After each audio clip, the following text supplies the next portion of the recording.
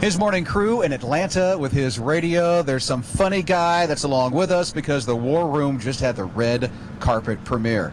Yeah. This is exciting. Thank you for joining us. Absolutely. I'm so glad to be here. I thought it was interesting when you talked about that you've turned down other roles.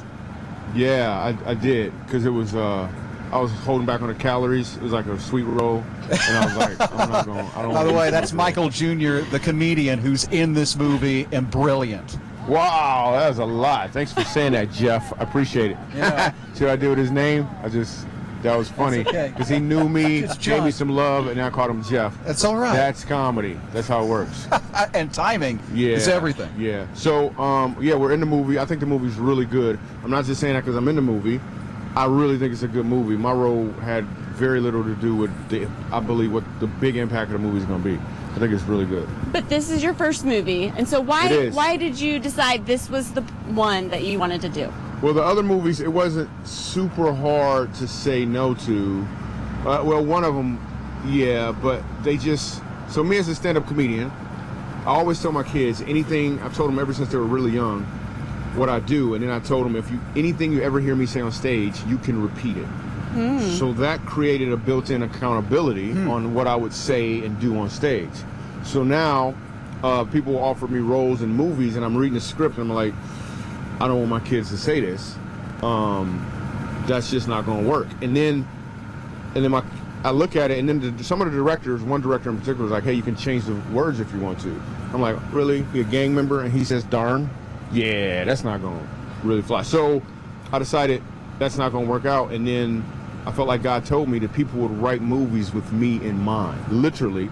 And then, boom, 9 years later, Kendrick's brother called me to do the War Room movie. And this is what's so cool. When they called about this movie, he literally said to me, I'm writing this character, and I can't stop thinking about you as I'm writing the character. Wow. So that was really, really, really cool. And more confirmation that this was a role that I should take and just do whatever I can to help this movie be whatever it can be. And it is phenomenal. The movie is, I'm really happy. What'd you think of it?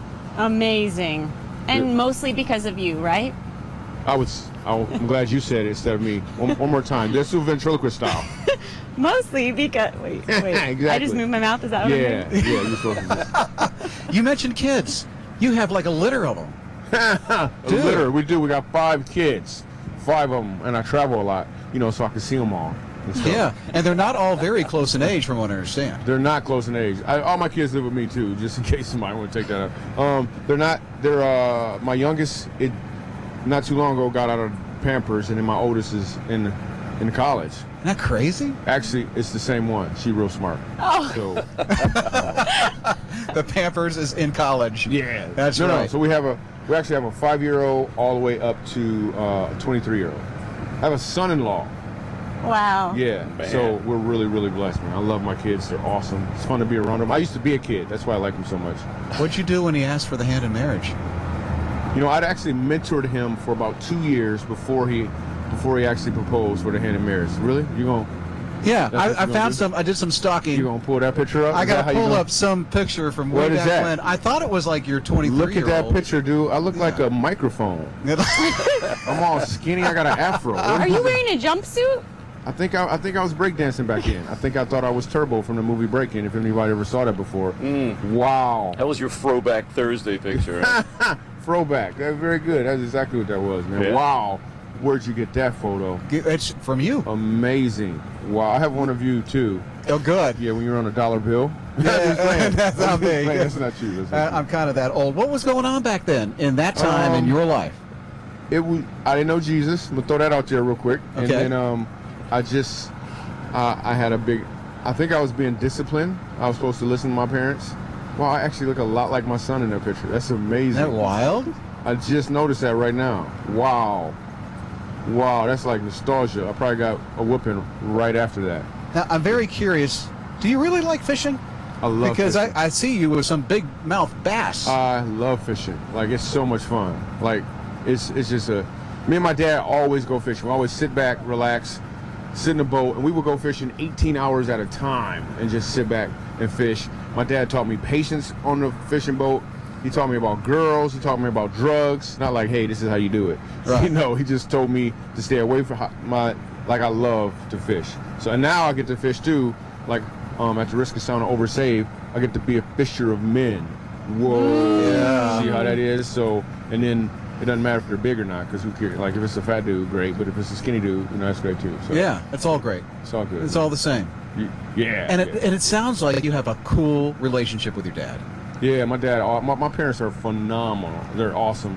And I literally get to hang out with my kids, have fun, travel the world doing comedy. Tomorrow morning, I'm doing all the weekend services tomorrow and Sunday at my home church, which is Gateway in Dallas. I get to do all of the weekend service. So like probably 35,000 people will come out and get to hear me do comedy and bring the truth. I was listening to a YouTube video at Gateway, I believe it was. Yeah. Packed house. I Yep. laughed. I cried. It was a beautiful moment. But then the last 10 minutes, you got serious on me Yeah. and had an altar call, and they just kept coming and It's coming crazy. and coming. And It's ridiculous. What's that about? God will use a donkey. So he uses me as well. For some reason, we're able to do these events. And when people laugh, they always say, when people laugh, their hearts are opened up. Well, if I open up your heart, I want to actually hopefully make a deposit. So that's what happens when I do weekend services or when God just tells me, hey, I want you to catch them with the comedy, but I want you to keep them with the truth. So if someone laughs, hopefully we can hit them with a little bit of truth, and then they can make a decision based on what they want to do. In this film, War Room, I think people laugh, they get some understanding, and a deposit is made that I think will have a ripple effect and really, I think, change the world. Certainly will. I think it will. It's Michael Jr. right here on his radio. It's his morning crew in Atlanta with a War Room red carpet premiere.